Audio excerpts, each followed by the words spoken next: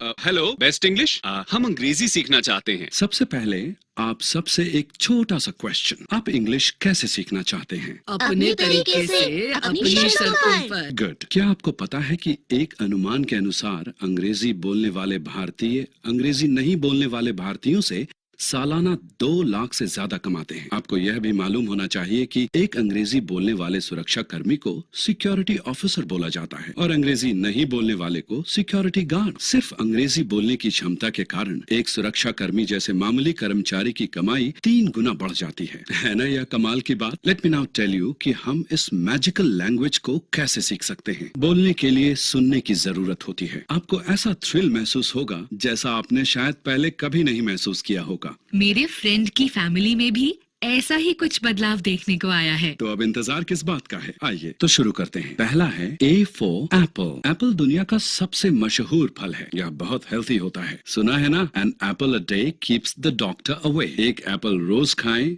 Doctor घर से दूर भगाएं। यह कहाँ से आता है मिस्टर रोबो? एप्पल एक 6 से 15 फीट के पेड़ पर लगते हैं। एप्पल के पेड़ ठंडे क्लाइमेट में उगते हैं। चीन अकेला दुनिया के लगभग आधे एप्पल्स पैदा करता है। हमारे देश में सबसे ज्यादा एप्पल्स हिमाचल प्रदेश में पैदा होते हैं। अगली लाइन शुरू होती है I for इंडिया से। ये तो आप लोग जानते ही हो कि हमारे देश को इंडिया कहते हैं। लेकिन मिस्टर रोबो, हमारे देश को इंडिया क्यों कहते हैं? बहुत अच्छा सवाल मिल्की। हमारे देश का नाम इंडस नदी के नाम पर पड़ा है। ये इंडस नदी कहाँ है? इंडस नदी अभी पाकिस्तान में बहती है। फिर हमारे देश का नाम इंडस पर क्यों पड़ा? पहले पाकिस्तान भी तो इंडिया का ही भाग था।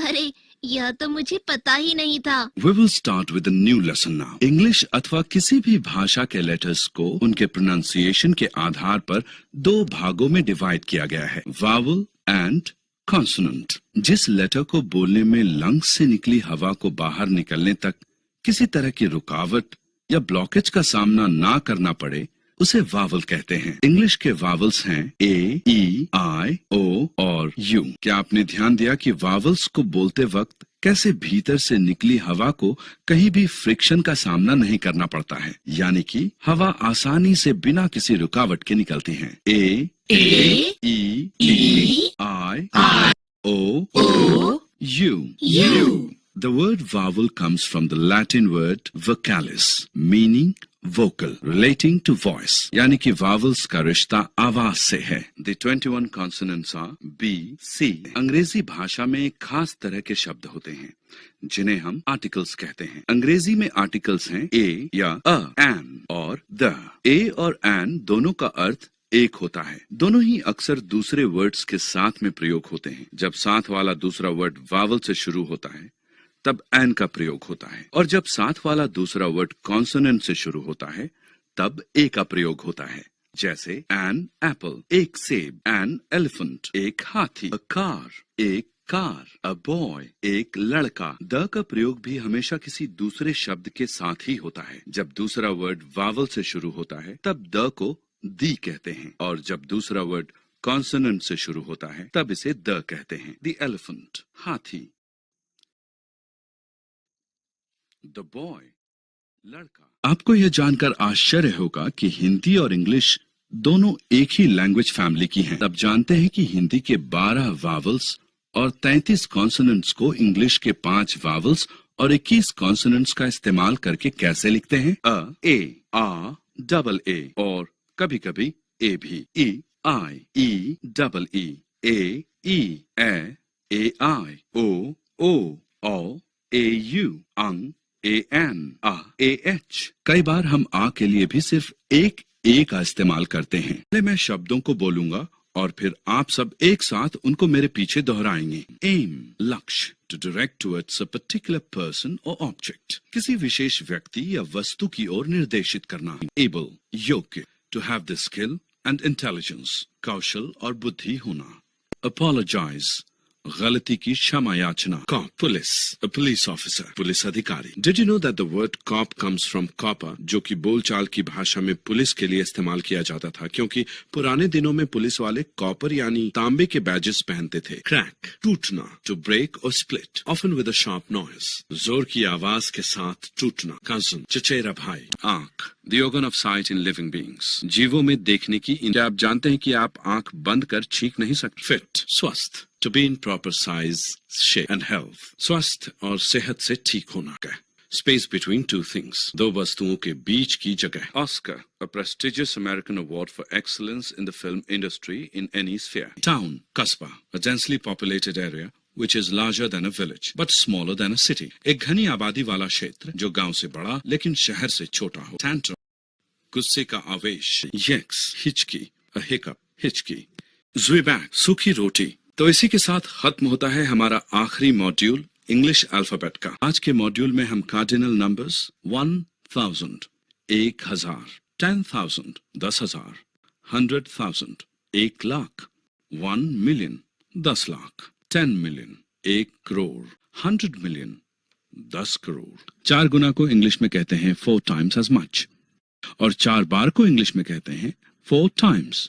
5 गुना को इंग्लिश में कहते हैं 5 times as much और 5 बार को इंग्लिश में कहते हैं 5 times. दैनिक जीवन में अक्सर मल्टीप्लिकेशन नंबर्स के लिए 4 times as much या 5 times as much बोलने के बजाय हम संक्षिप्त रूप में 4 times या 5 times बोल देते हैं. बोलते वक्त बाकी संख्याओं का इस्तेमाल भी हम इसी प्रकार करते हैं. इसीलिए हमेशा ध्यान रखें कि उच्चारण करते समय इन दोनों संख्याओं में समानता लग सकती है. सबसे पहले हम यह जानेंगे कि फोनिक्स असल में होते क्या हैं. इंग्लिश के हर शब्द के हर लेटर की एक ध्वनि होती है और यही नहीं, 2 या 2 से ज्यादा लेटर्स मिलकर भी अलग अलग और नई प्रकार की ध्वनियां बनाते हैं.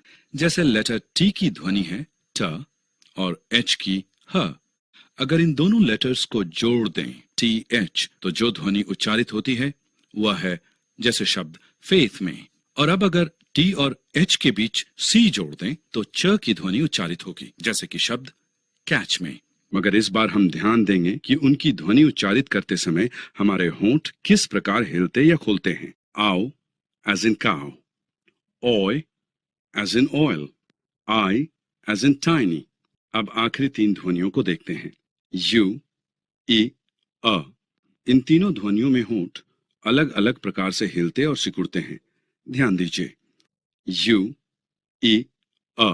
तो यह थी सबसे मूल ध्वनियां जो इंग्लिश में इस्तेमाल होती हैं. Sound of a in S, a, ash, ash, रॉक. Sound of a in S, a, ass, गधा. कीबोर्ड, एक यंत्र जिसकी मदद से कंप्यूटर पर लिखते हैं. लेटर के आगे अगर हम लेटर एन लगा दें तो लेटर के की ध्वनि साइलेंट हो जाती है, यानी क का उच्चारण नहीं होता है. ध्वनि बनती है न की. किसकी? न. चलिए देखते हैं कुछ शब्द जिनमें यह ध्वनि आती है. न, नी, घुटना. न, नॉट, गांठ. I hope you all enjoyed learning phoenix. तो अब हम अपना ध्यान केंद्रित करेंगे इंग्लिश ग्रामर पर. ऐसे शब्दों के समूह को जिसके भाव पूरे हों सेंटेंस यानी वाक्य कहते हैं. I travel to school by the school bus. मैं स्कूल बस से स्कूल जाता हूँ. Parts of speech. The sun rises from the east. सूर्य पूरब से उगता है. सेंटेंस है my daughter's swimming coach is absent today. मेरी बेटी की तैराकी कोच आज अनुपस्थित है. इसमें सब्जेक्ट है स्विमिंग कोच. बिल्कुल ठीक. इन 8 पार्ट्स ऑफ स्पीच में से जिसके बारे में हम सबसे पहले पढ़ेंगे वह है वर्ब, यानी और साथ में वह सब्जेक्ट भी दर्शाए गए हैं जो उनके साथ इस्तेमाल होते हैं. Subject I, verb to be in the past tense was, verb to be in the present tense am, verb to be in the future tense will be.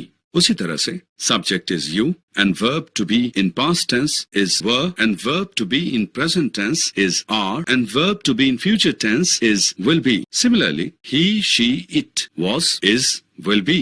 We, were, are, will be. You, were, are, will be. They, were, are, will be. मैंने आज राजेश को देखा. वो bus stand पर खड़ा था. क्या तुम उससे मिले हो? हाँ, मैं उससे मिला था, मगर काफी दिनों पहले. यही वार्तालाप इंग्लिश में इस प्रकार होगी. I saw Rajesh today. He was standing at the bus stop. Have you met him? Yes, I did meet him, but many days ago. We are late. हमें देर हो गई है. He speaks English. They cut down the tree. उन्होंने पेड़ को काट डाला. We made a box. हमने एक डब्बा बनाया. I can ride a motorbike. मैं मोटर बाइक चला सकता हूँ. Can I make a call from your phone? क्या मैं तुम्हारे फोन से एक कॉल कर सकता हूँ?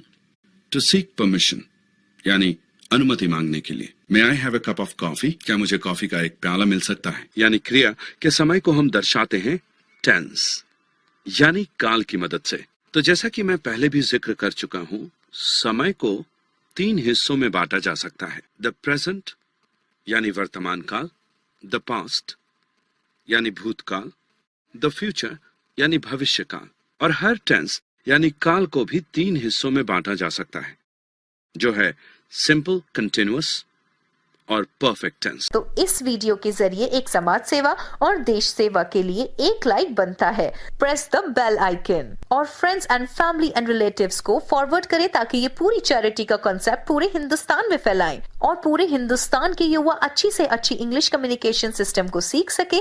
तब हम पूरे वर्ल्ड पे राज कर सकते हैं। Without language we can not do anything. देश हित के लिए शेयर करें on Facebook, Twitter, Instagram and WhatsApp. We value your charity and time. You can visit our website www.bestinglishlimited.com. Subscribe our channel for next video.